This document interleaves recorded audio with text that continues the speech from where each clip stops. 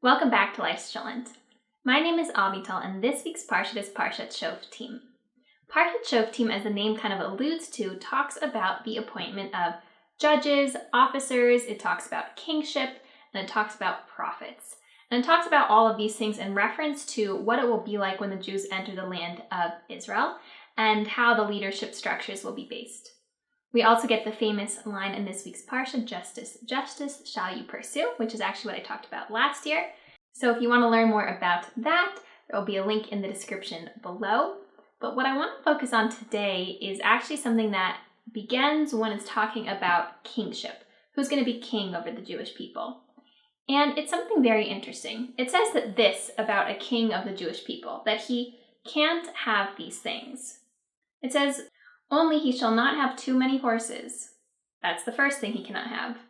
He shall not have too many wives, so that his heart shall not turn astray, and he shall not greatly increase silver and gold for himself. And then it adds, it shall be when he sits on the throne of his kingdom, he shall write for himself 2 copies of the Torah, this Torah, in a book, before the Kohanim, the Levites. It shall be with him, and he shall read from it all the days of his life, so that he will learn to fear Hashem his God, to observe all the words of this Torah and the decrees, to perform them, so that his heart does not become haughty over his brethren and does not turn from the commandments right or left. So this is really interesting to me. Okay, first of all, breaking this into 2 parts, the things that a king cannot have: too many horses, too many wives, or too much wealth. And then, by contrast, that he needs to have 2 Sefer Torahs that he writes himself, 2 Torah scrolls, and that he needs to read from them all the days of his life so that he doesn't become haughty over the people. So I thought that was a very interesting thing, because to me, the clear message that the Torah is telling us from that interaction is that the king over the Jewish people needs to be able to maintain his focus about what's important. If he gets too many horses, if he has too many wives, if he has too much wealth, he's going to get distracted by that materialism, by the opportunities that lay ahead with all of those physical pleasures. And that would distract him from the focus of his job, which is helping the Jewish people, guiding them, being their leader.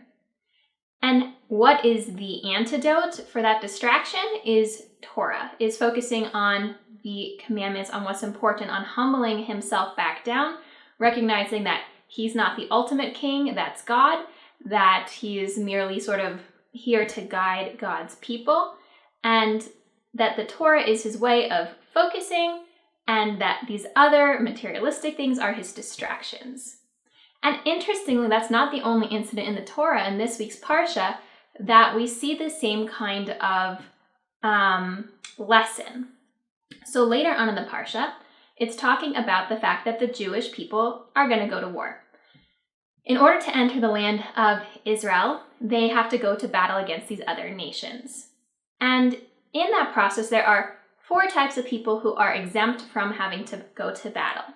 So here's what the Torah tells us. Who is a man who has built a new house and has not inaugurated it? Let him go and return to his house, lest he die in the war and another man will inaugurate it. So that's 1. And who is the man who has planted a vineyard and not redeemed it? Let him go and return to his house, lest he die in the war and another man will redeem it. That is 2. The 3rd person, it says, and who is the man who has betrothed a woman and has not married her? Let him go and return to his house, lest he die in the war and another man will marry her. And 4th, it says, who is the man who is fearful and faint-hearted? Let him go and return to his house, and let him not melt the heart of his fellows like his heart. So these 4 people, the one who planted a vineyard, the one who has a new home, a new bride, and the one who's afraid. These 4 people are exempt from war. They should be sent home. They shouldn't be involved in the battle. And so there are different reasons for it. Again, commentators talk about how, it would be a shame if they went out and died and they didn't even get to reap the reward of their hard labor. That could be an option. But other commentators, and the idea that I gravitate more towards, is that their minds, when they're in battle, if these 4 groups of people go to battle, they're going to be so distracted. They're not going to be thinking about the task at hand, which is dangerous not only for themselves, but for their fellow soldiers. and it's not going to put them in a good position. Because if they just got married, they're going to be thinking about, their wife. And if they just bought a new house, they're going to be thinking about all the things they wanted to do to their house. And if they have a vineyard, they're going to be thinking about the wine they could be drinking right now. And if they're afraid, they're going to be concerned and worried and overly cautious. And so these 4 groups of people who are bound to be distracted when they're in war are exempt and should be sent home. And so again, here we see the value of the importance of focus and of not letting themselves get distracted by these other things going on in their lives. The Torah is showing us right here, it's so critical to be able to focus on the task at hand and not to let other things distract us or take us away from that.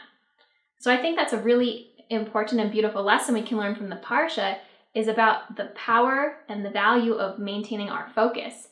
And that can be really hard to do. We live in a society where our phone buzzes and our attention turns.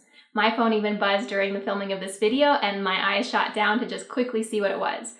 That is exactly what happens all the time. And in a way, the beauty of Shabbat is that we don't have so many of those distractions pulling us in different ways. And Shabbat is a really beautiful way to bring our focus back in and let go of some of those distractions. So something like Shabbat is an example. Something like having a meditative practice is another example of how to train ourselves to have focus and not to get distracted by these everyday things that take our attention away from the task at hand. So I wish you all a wonderful week and a Shabbat Shalom, and I look forward to speaking with you next time.